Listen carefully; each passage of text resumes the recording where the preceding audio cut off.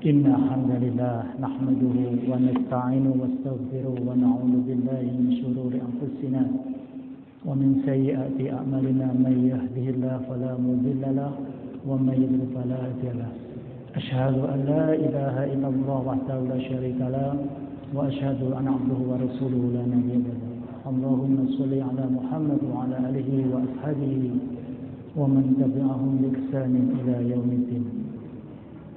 أعوذ بالله من الشيطان الرجيم. بسم الله الرحمن الرحيم. لئن شكرتم لأزيدنكم ولئن كفرتم إن عذابي لشديد. Shadaqallahu alazim.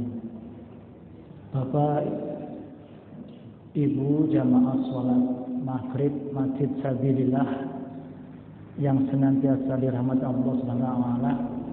Syukur alhamdulillah Bapak Ibu sekalian, kami dari tim Badan Wakaf Al-Quran cabang Gresik Pak bisa bersilaturahim kembali, sekaligus kami mengajak Bapak Ibu sekalian.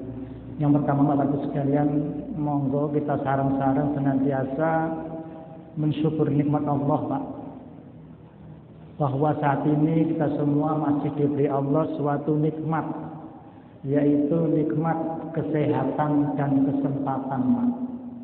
Karena kedua nikmat ini adalah suatu nikmat yang sering Pak, bahkan yang sering kita lupakan para jamaah. Maka dari itu kita berupaya istiqomah melaksanakan perintah Allah dengan sebaik-baiknya.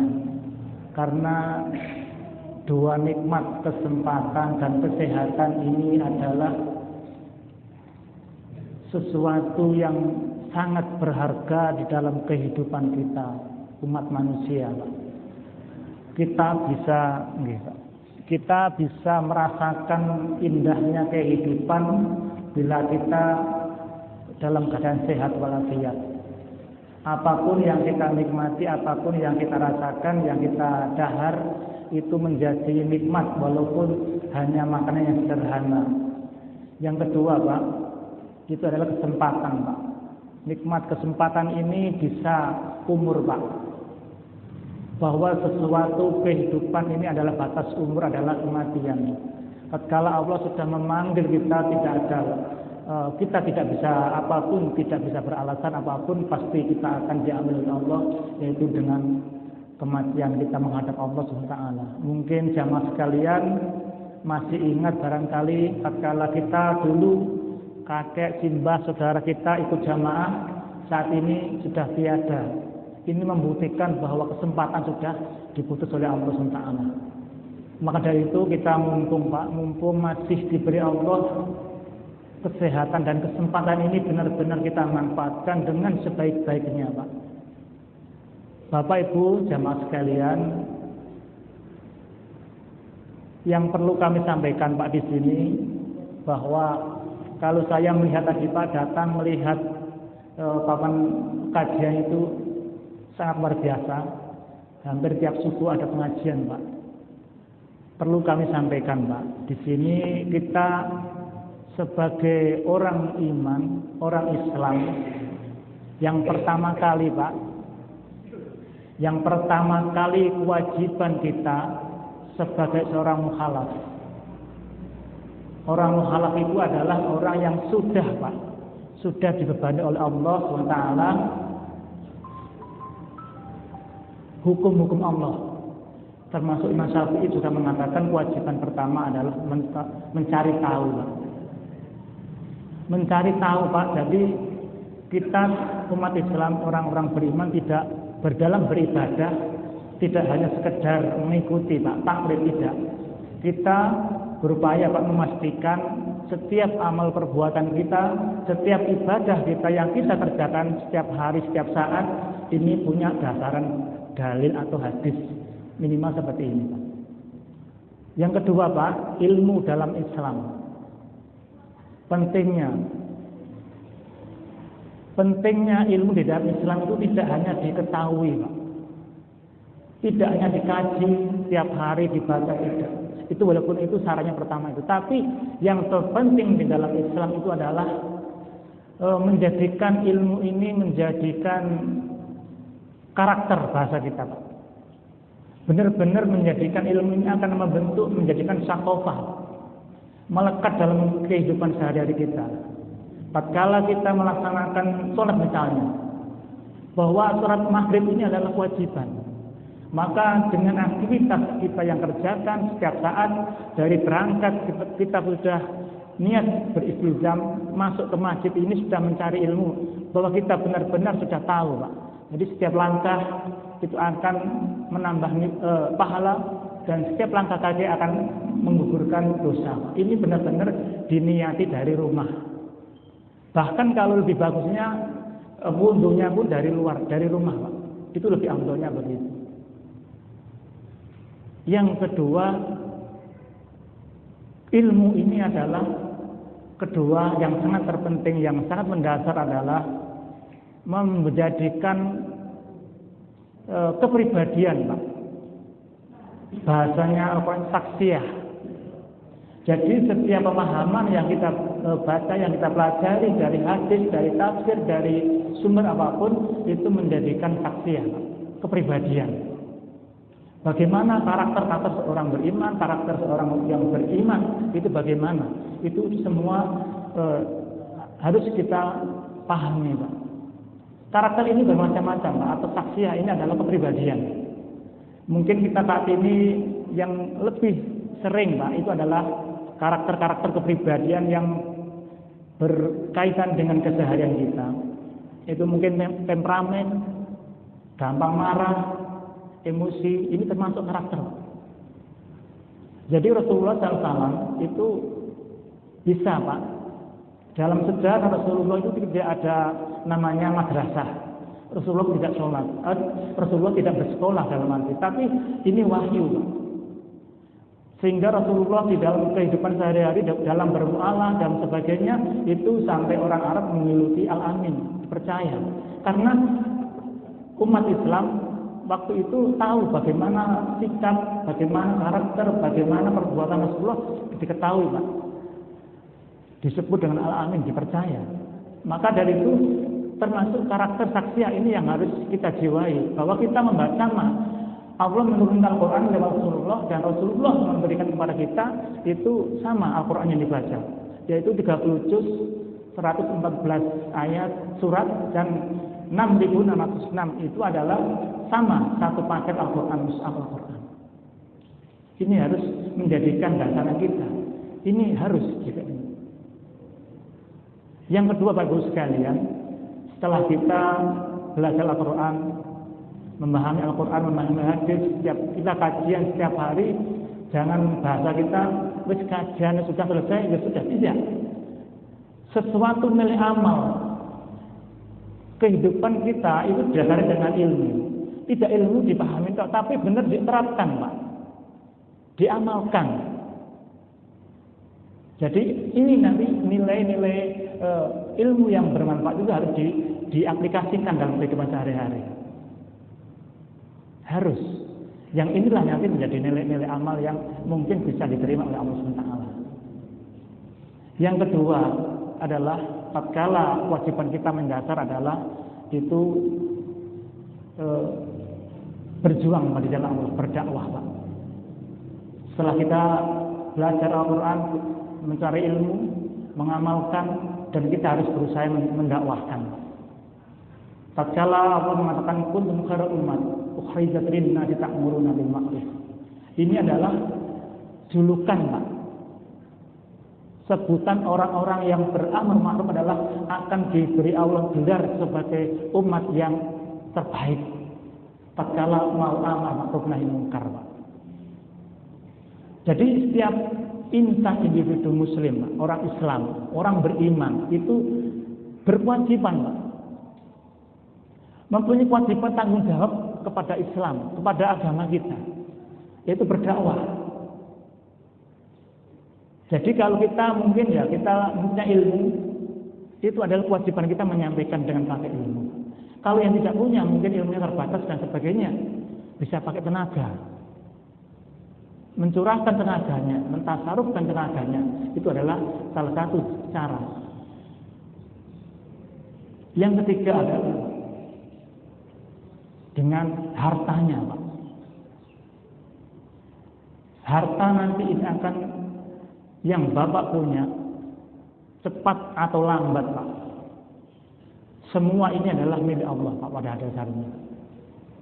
Jadi nilai-nilai yang akan mungkin bisa bersinergi atau menyambung terus adalah amal jariyah, Pak.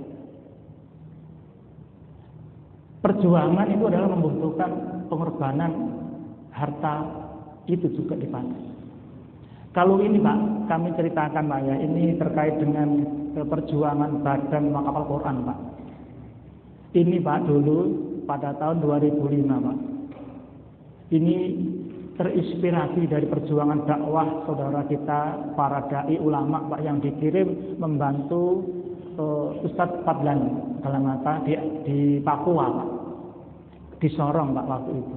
Karena memang di sana, Pak, saudara kita yang di sana, dai-dai ini, Pak, ini memang kesulitan di sana, Pak, untuk memberikan Al-Quran ke sana, untuk mencari bekal Al-Quran di sana sangat susah. Maka para dai ini, Pak, berupaya untuk bagaimana solusi untuk menyelesaikan persoalan di Papua ini, Pak. Alhamdulillah dari beberapa tim ini, Pak, mendirikan lembaga Badan Wakaf Al-Quran ini, Pak. Itu dengan izin di bawah Majelis Ulama Indonesia sekaligus anjuran dari para MUI yang ada di pusat Jakarta pada waktu itu, Pak. Inilah kisah dari perjalanan dakwah di Papua, Pak. Karena mereka, Pak, alhamdulillah sampai saat ini juga, Pak, sudah banyak ribuan, Pak, banyak teman, Pak, teman-teman di Badan Wakaf ini, Pak. Ini, Pak, alhamdulillah ceritanya sangat mengerikan di sana, Pak. Orang Jakarta, suku, Pak, bisa semua suku, anggota sukunya, Pak, ini bisa masuk Islam, Pak. Ini harus pengorbanan. Salah satu itu harus istri putrinya itu dinikahi, Pak.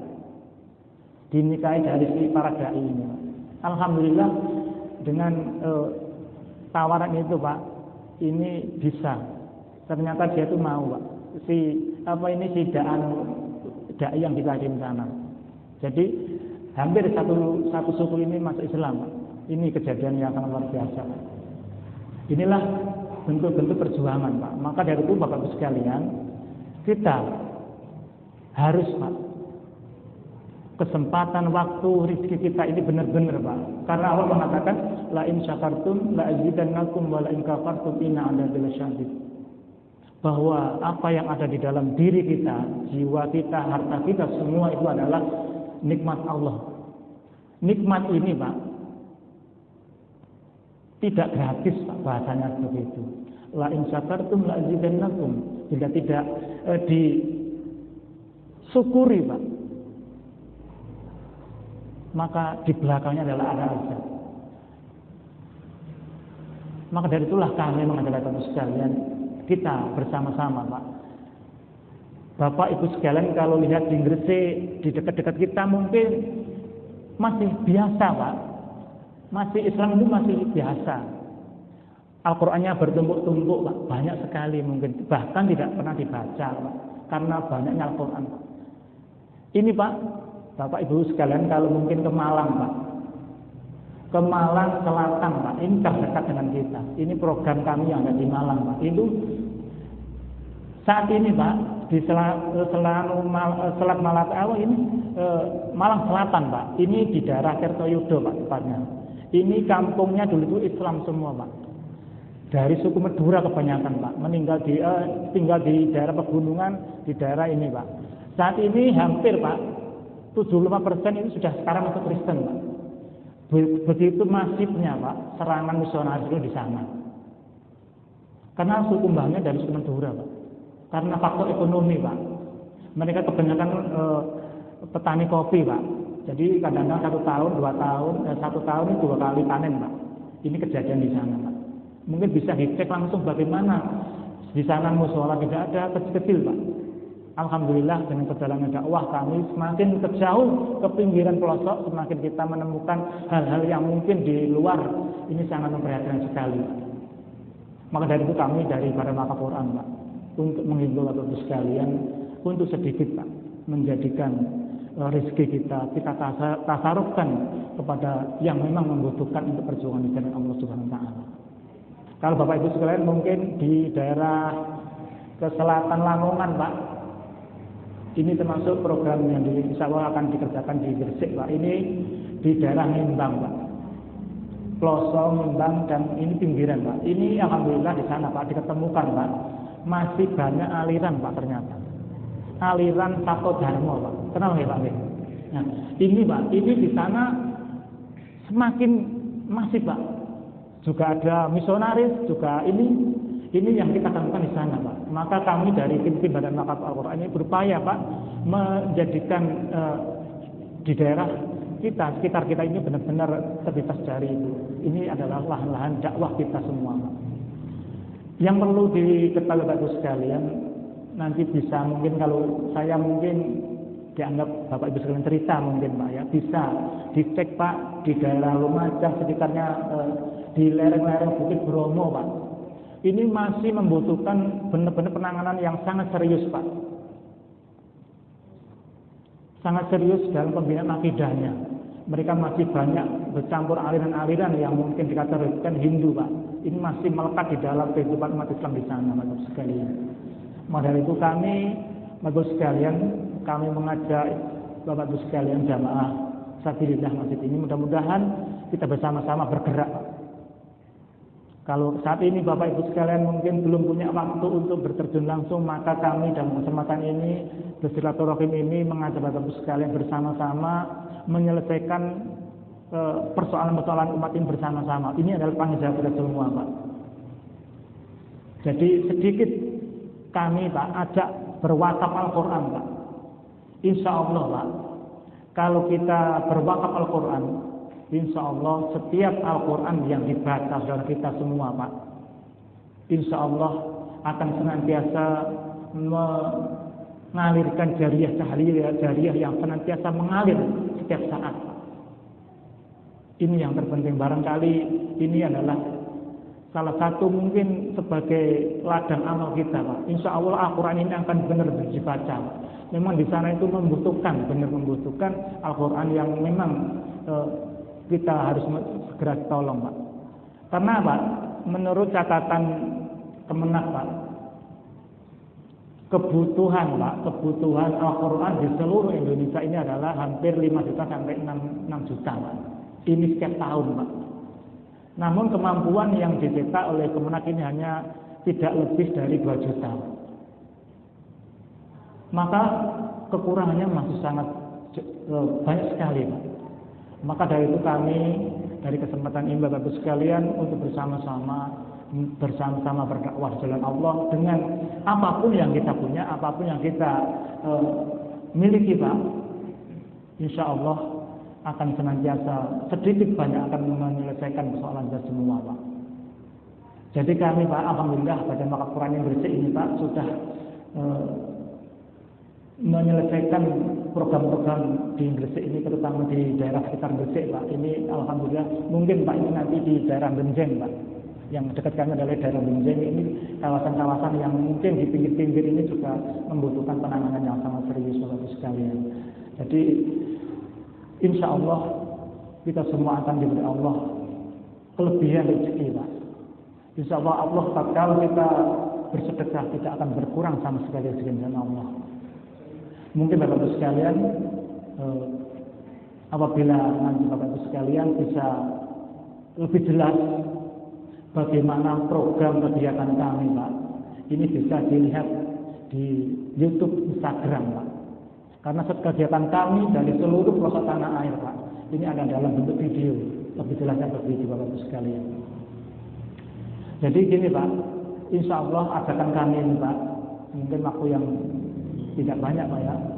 Ini waktu kami, insya Allah adakan kami Pak, wakaf Al-Quran ini satu Al-Quran Pak, ini satu mushaf Al-Quran, satu paket, yaitu biaya pengiriman, biaya percetakan dan biaya pembinaan Pak. Itu 100.000 Pak. Jadi nanti Bapak Ibu kalau mungkin berkenan membantu kami, ada satu paket 100.000 untuk pembinaan Karena kami dari Badan Wakaf Al-Quran ini Pak, berupaya mengantarkan Al-Quran ke seluruh pelosok tanah air juga, sekaligus mengirim para dai. Ini yang terberat Pak. Jadi kami juga mengajak tim-tim dakwah Pak. Jadi tidak hanya Al-Quran, tapi kita Badan Wakaf Al-Quran berupaya membina. Karena yang kebanyakan Pak, yang ditangani Badan Wakaf Al-Quran adalah orang-orang pinggiran. Orang-orang yang masih dikategorikan masih banyak yang buta Al-Quran, bahkan banyak yang mu'alaf. Ini membutuhkan akomodasi pembinaan para dai dan ustaz yang di sana sekali. Mungkin Bapak Ibu sekalian, barangkali ajakan kami Pak, ini mohon maaf bila kami tidak berkenan, atau mungkin saat ini Bapak Ibu sekalian nanti bisa mohon bila nanti Bapak berkenan membantu kami Pak, mohon ditulis alamat dengan jelas Pak.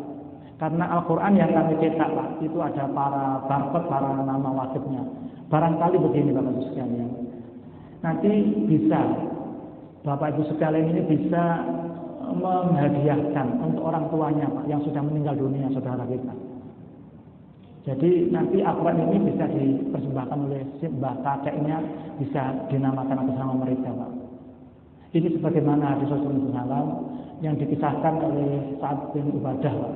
Itu tatkala ini sahabat ini Pak, ibunya meninggal Pak. Ini pergi bersama Rasulullah perang Pak. Lalu dia menghadap Rasulullah, wahai Rasulullah, apakah diterima sedekah tatkala saya itu memberikan sedekah ini untuk ibu? Karena ibunya ini waktu meninggal dia tidak ada di rumah Pak, ceritanya begitu. Sehingga jawab Rasulullah jawabnya ada, diterima Pak. Ada pahala di sisi Allah. Maka tatkala begitu langsung Pak, sahabat ini berizin kepada Rasulullah, membuktikan sebagai saksi Rasulullah untuk memberikan kebunnya Pak bersama istrinya untuk sedekah atas nama ibundanya. Barangkali Bapak sekalian, ini sebagai dasaran kita Bapak sekalian, bila kita memberikan sedekah ini untuk orang tua kita, saudara, insya Allah di situ ada pahala di sisi Allah Subhanahu Wa Taala. Karena inilah penting Pak. Kami mohon nanti bila Bapak berkenan ditulis nama alamat dengan jelas. Sekali Pak, kami ini adalah ajakan kebaikan. Mudah-mudahan ajakan kami juga bermanfaat untuk Bapak Ibu sekalian. Sekaligus kita Pak, membiasakan kita untuk senantiasa bersedekah. Karena sedekah ini adalah salah satu cara Pak, yang sangat bagus untuk menyelesaikan persoalan-persoalan yang kita hadapi Bapak Ibu sekalian. Banyak cerita Pak yang pernah kita ketemukan Pak di dalam Badan Wakaf Al-Quran ini Pak.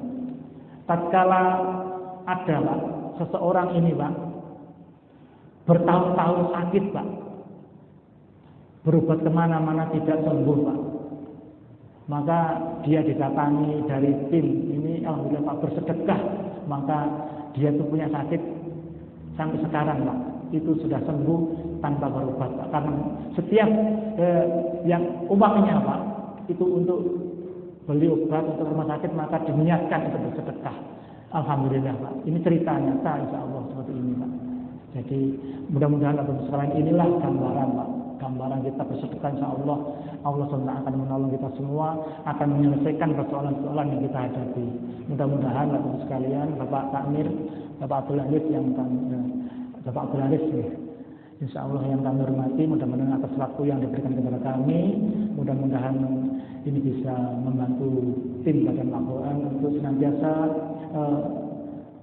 mengembangkan Pak dakwah-dakwah di pelosok-pelosok tanah air, sekaligus membantu saudara kita yang ada di sana Pak. Mudah-mudahan nanti Bapak semua bisa ikut dakwah lewat dan mentasarufkan rezekinya di dalam Allah dengan penuh keikhlasan dan dengan kesungguhan dan tanggung jawab. Insya Allah ini akan menjadi kami sebagai pelaksana nandir Bapak Ibu sekalian menjaga, mohon doa, sekaligus kami mohon doa Bapak Ibu sekalian, karena yang kami hadapi Pak, tim-tim Badan Wakaf Al-Quran ini terutama di luar pulau Pak, di luar pulau, di NTT, di Lombok Pak, ini banyak yang